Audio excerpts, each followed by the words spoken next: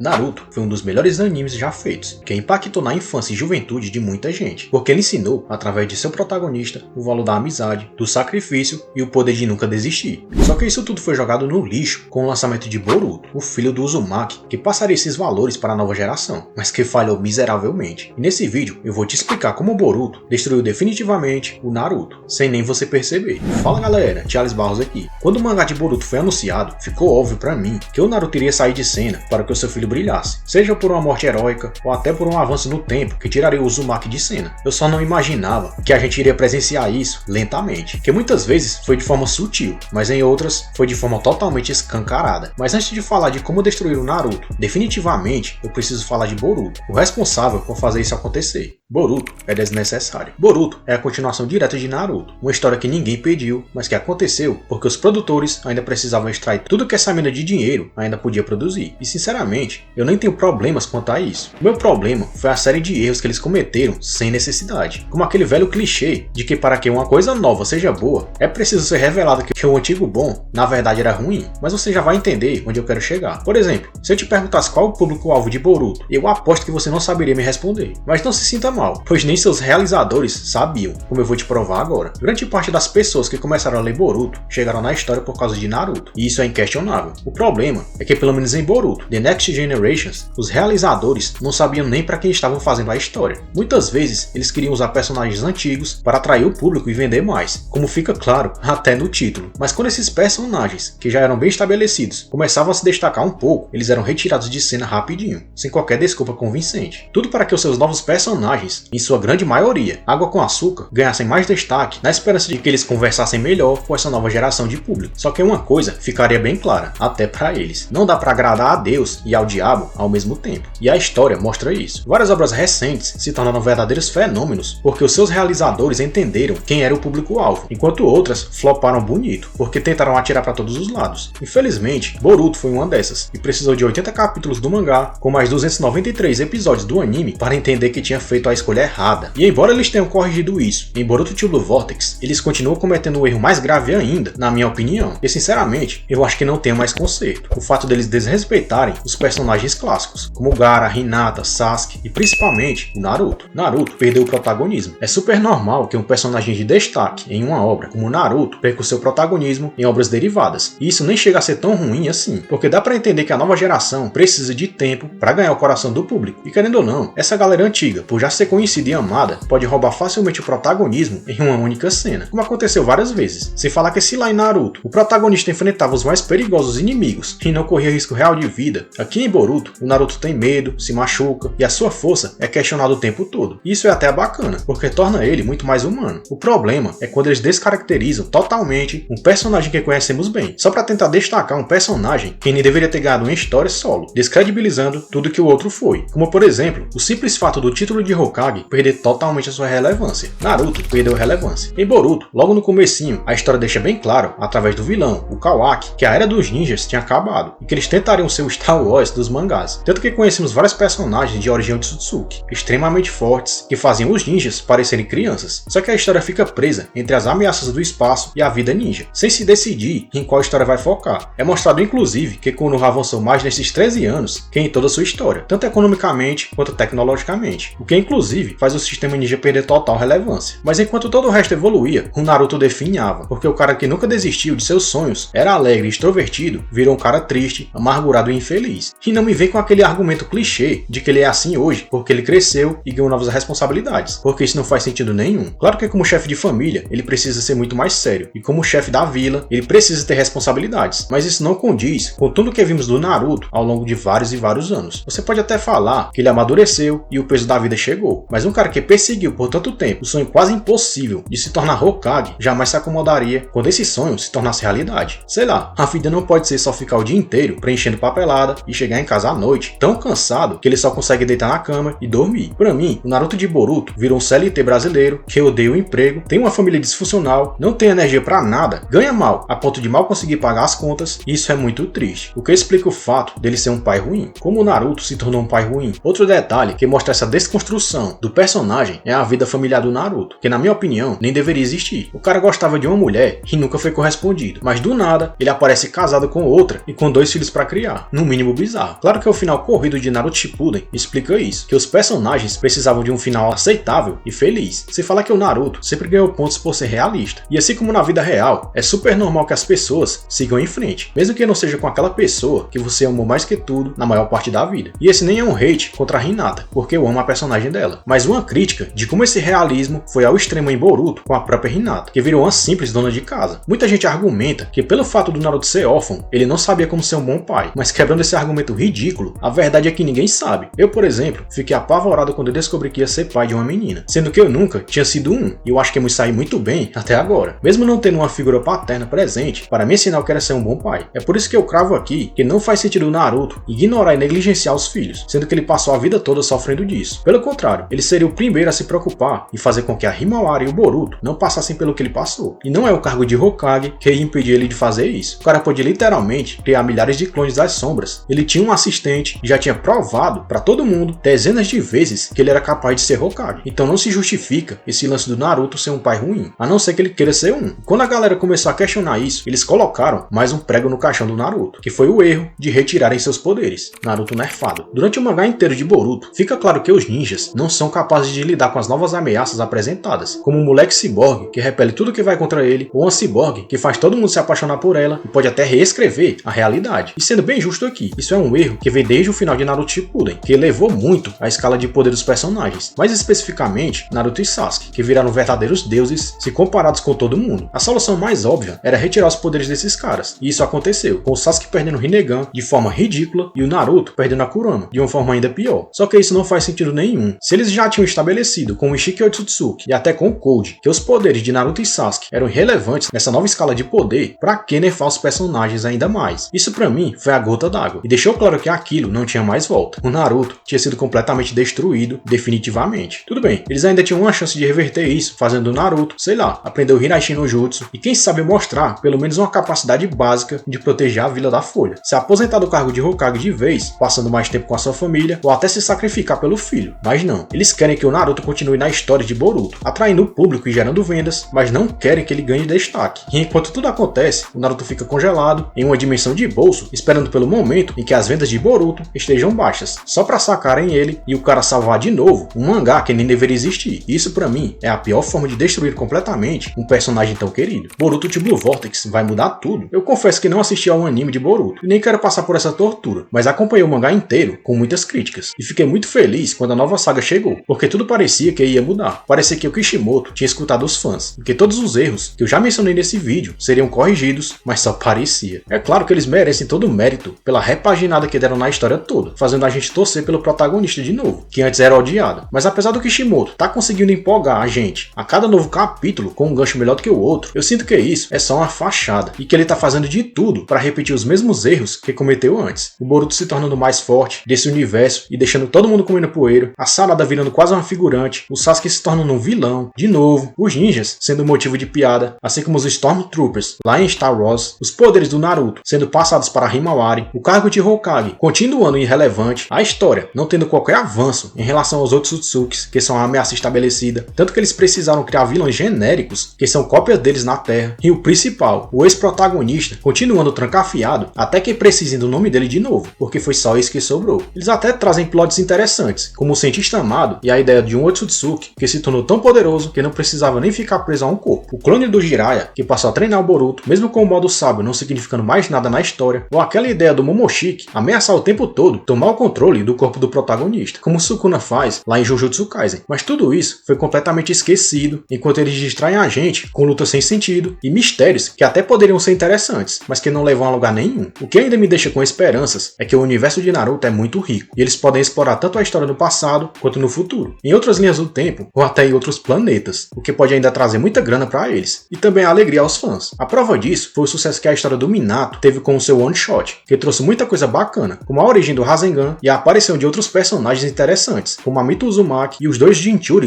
que conseguiam controlar suas bijus. Mas voltando a Boruto, a parte boa é que pelo fato do Naruto estar congelado e o Sasuke preso, eles não podem continuar nerfando os personagens. Mas a pergunta que fica é, até quando eles vão manter essa descaracterização de Naruto Uzumaki Uzumaki. Enfim, esse foi mais um desabafo de fã do que uma análise fria de Naruto em Boruto, mas eu tenho certeza que você entendeu o meu ponto e as minhas reclamações. Então deixa sua opinião aí embaixo que a gente continua debatendo esse assunto nos comentários. Valeu!